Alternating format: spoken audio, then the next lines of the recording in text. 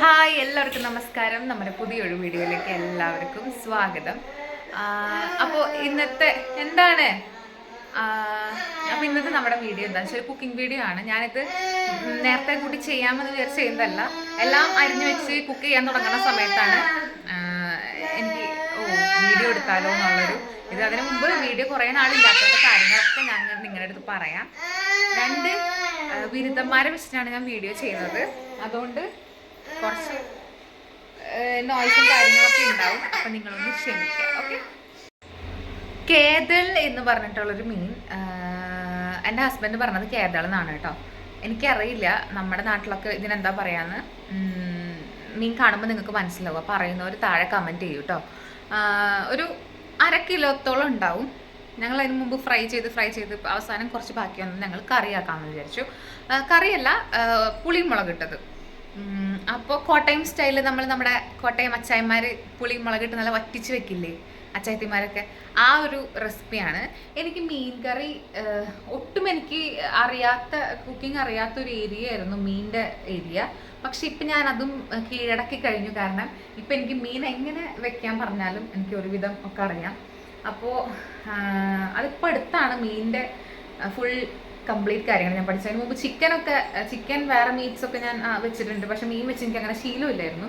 പക്ഷെ ഇപ്പം മീൻ എനിക്ക് ഒരുവിധം നല്ലോണം വെക്കാൻ അറിയാം. ഇപ്പോഴാണ് എനിക്ക് ഒരു കോൺഫിഡൻസ് ആയത്.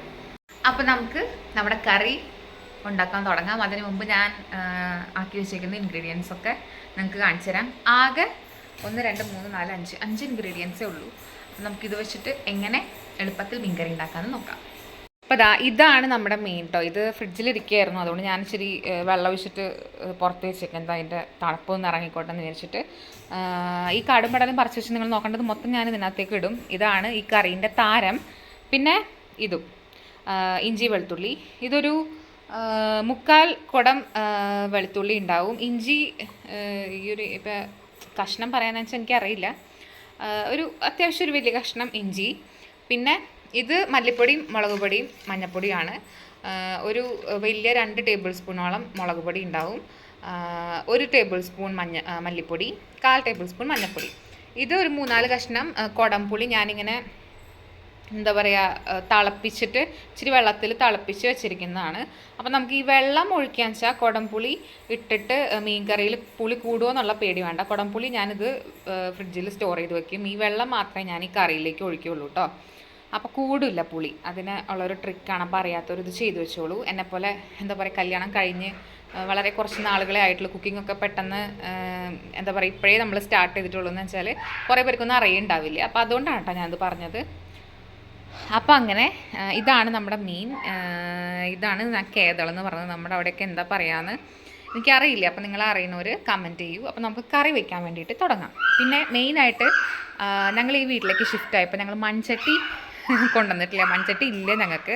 അപ്പോൾ ഞാൻ ചീനച്ചട്ടിയിലാണ് വെക്കുന്നത്. അപ്പോൾ നിങ്ങൾ എൻ്റെ മൺചട്ടി ഇല്ലാത്തതുകൊണ്ട് നിങ്ങൾ ജഡ്ജ് ചെയ്യരുത് കേട്ടോ കറീനെ. ഓക്കെ, അപ്പോൾ നമുക്ക് കറി വയ്ക്കാനായിട്ട് തുടങ്ങാം.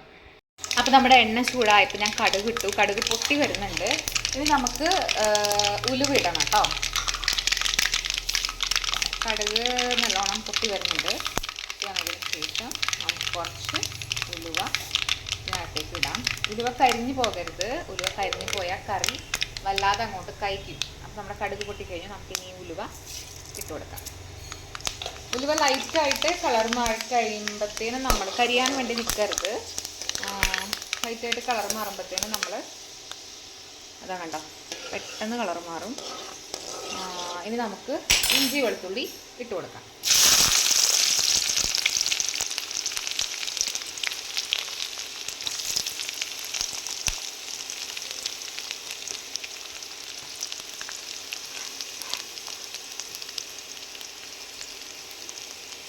ഇത് ഞാൻ ഒരു കയ്യിൽ ഫോൺ പിടിച്ചിട്ടാണ് ചെയ്യുന്നതാണ്. എൻ്റെ ഇട്ടിട്ട് തീരാത്തത് കേട്ടോ. അപ്പം നിങ്ങൾ ഒന്നും വിചാരിക്കരുത്. നമ്മുടെ ഇഞ്ചിയും വെളുത്തുള്ളിയും നല്ലോണം മൂക്കണം. അതിൻ്റെ ആ ഒരു പച്ച ഒരു പൊള്ളലിൻ്റെ ടേസ്റ്റ് ഉണ്ടാവുമല്ലോ, അത് മാറണം.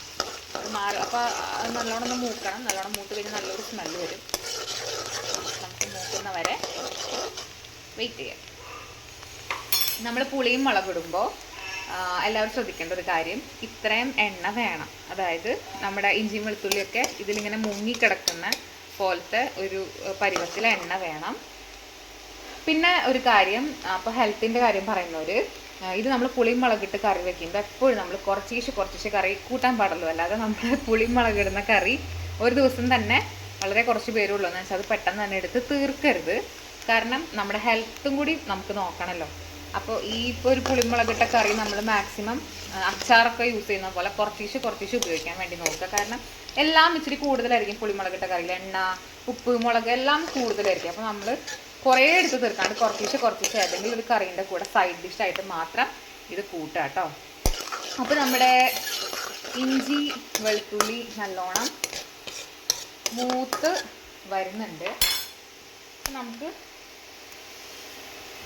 നമ്മുടെ വേപ്പില ഈ കറീൻ്റെ താരത്തിന് കുറച്ച് ചേർത്ത് കൊടുക്കും.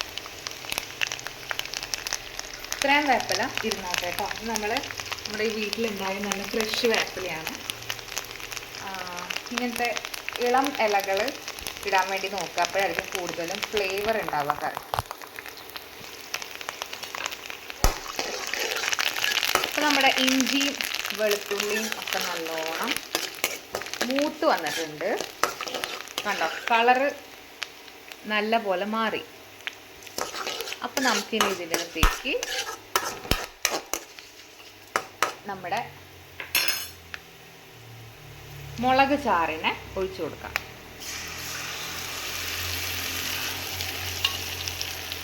ഇച്ചിരി കൂടി നമുക്കിതിൽ വെള്ളം മിക്സ് ചെയ്തിട്ട് ഒഴിക്കാം കേട്ടോ.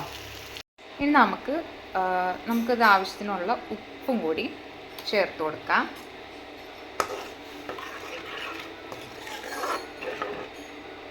ഇതൊന്ന് കുക്കായതിന് ശേഷം നമുക്ക് നമ്മുടെ പുളിവെള്ളം ഒന്ന് ചേർത്ത് കൊടുക്കണം കേട്ടോ. അപ്പോൾ ചെറിയൊരു തള കണ്ടോ വന്ന് തുടങ്ങിയിട്ടുണ്ട്. ഇനി നമുക്ക് പുളിവെള്ളം ചേർത്ത് കൊടുക്കാം.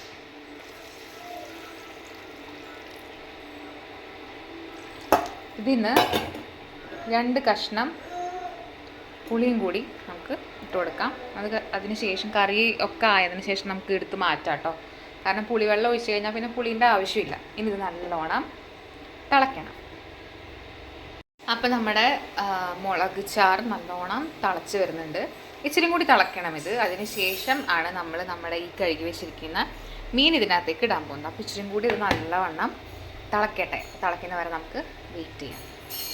അപ്പം നമ്മുടെ മുളക് ചാറ് ഇതാ തിളച്ച് ഒരുവിധം വറ്റിയിട്ടുണ്ട്. ഇനി നമുക്ക് നമ്മുടെ മീൻ മുറിച്ച് വെച്ചിരിക്കുന്ന മീൻ കഷ്ണങ്ങൾ നമുക്ക് ആഡ് ചെയ്ത് കൊടുക്കാം. അപ്പോൾ നമ്മൾ ഇടുക കേട്ടോ ഇതിനകത്തേക്ക്.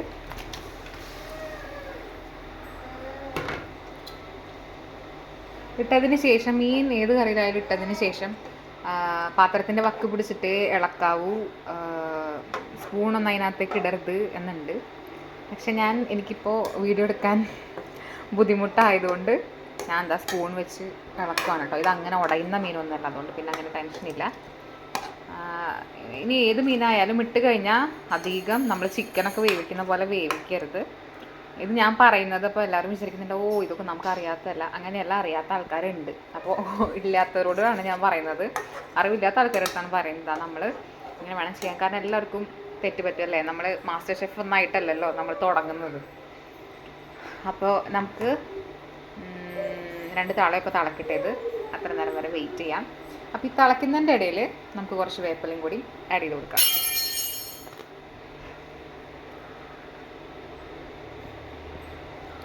ഇങ്ങനെ ഇരിക്കട്ടെ. എന്നിട്ട് നമുക്ക് മൂടി വയ്ക്കാം.